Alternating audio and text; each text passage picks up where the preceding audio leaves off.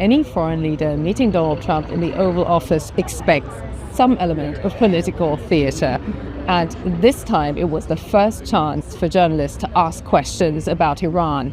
And that's exactly how it went.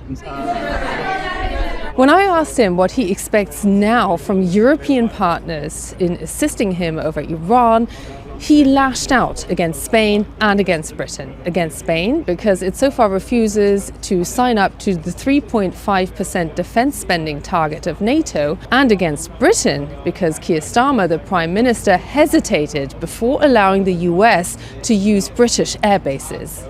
Some of the European, like Spain, has been terrible. In fact, I told Scott to cut off all dealings with Spain. I'm not happy with the UK either. We are very surprised. This is not Winston Churchill that we're dealing with. Merz didn't get much of an opportunity to defend his European and NATO partners. The answer on that is quite simple. We are trying to convince Spain to catch up with the 3% or 3.5%, which we agreed on in NATO. And as the President said, it's correct. Spain is the only one who is not willing to accept that. And we are trying to convince them that this is a part of our common security. The biggest challenge was that Trump hardly went where Merz wanted him to go.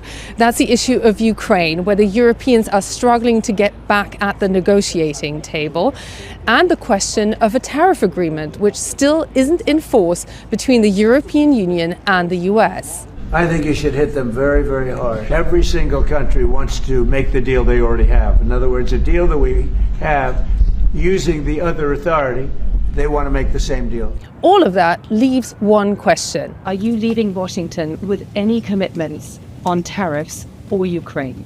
I'm leaving DC with my deep impression that the US administration clearly knows what is at stake in Ukraine, and that this country cannot only do more concessions on territory as they already did. And this is only the part which is militarily occupied by Russia. And my impression is that the president is now more understanding what is at stake for this country, and this is a very firm position of the Europeans. So there may have been steps forward, but both the tariff issue and what will happen next on Ukraine remains unresolved.